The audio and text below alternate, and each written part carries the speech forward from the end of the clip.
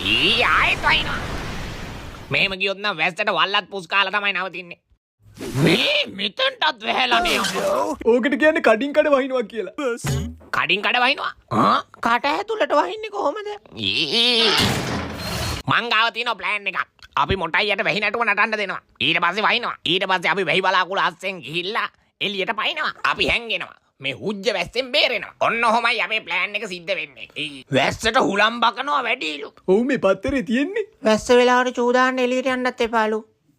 ලේසි වෙන්නේ නැහැ. තොපි මේ පත්තරවල තියෙන දේවල් බලලා මේ හුජ්ජ වැස්සට බය වෙලා ජීවත් වෙන්න කියලාද තොපි කියන්නේ මට?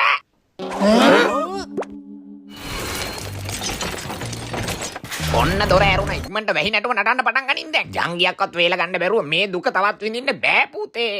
එහෙත් අපිට ඕනි වැස්ස වහින එක නවත්තන්නනේ. ඉතින් ඒකට වැහි නැටුන්නටලා වැඩක් නැහැනේ. මෙච්චර කල් වැස්සේ අපිට ඕනි වෙලාවට නෙමෙයි දැන් නටපන්. හරි නටන්න. හිතට දුකක් දැනෙන වෙලාවට නුඹ මේ වයින්නවා මදිවට ආන් අර තන් ඇමරිච්ච ගස් ගෝන ආයෙත් වෙයි නටුම නටනවා. මං හිතන්නේ මුන් දැන් බැස්සෙම ඉඳලා මාළුව වෙලාද කොහෙද? හරි දැන් මෙතන ඉක්මනට බැලගමු. මම නටද්දි වැහි නැටුමේ ස්ටෙප් එකක් පැටලුණානේ. මේ අහපන් මෙතනින් පැනලා යන්න ඕන නම් ඕක පටල ගන්න නැතුව හරියට නටපන්. යොණ්ඩයියා කිව්වට මං එපේ නටන්න. අනිත් එක ලොකු වැස්සක් ආවොත් අපි ඔක්කොම විනාශ වෙලා යයි.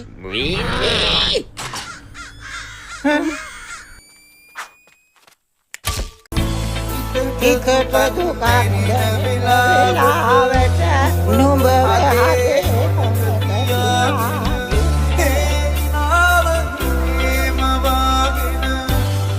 ඔය බලපංකෝ ආයි චූ බරක් එනවා මට. අයියෝ මම දාපන් දැන් තෙත් උනා කියලා පේන එකක් ය. පීට වඩා හොඳයි කාලගුණේ වැලි දාලා ඇරියනම් මට.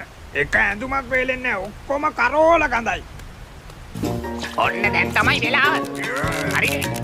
තවත් මෙතන ප්‍රජනක පද්ධතියේ කරන්ට් එක වැදිච්ච සාරි කප්පියෝ වගේ ඉන්නේ නැතුව මෙතන ඉන්නමල්ලා.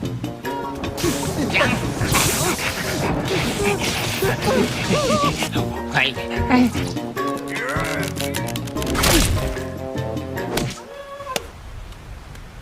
තොප්පි දෙන්න මෙතන මෙන්සස් ඇදිච්ච ගෙම්බෝ දෙන්න වගේ ඔහේ බලාගෙන ඉන්නවා. සරම උත්සල වගේ දොරත් ඇරලා අන්න අරුන් හතර දෙනා වැස්සෙම පැනලා ගියා.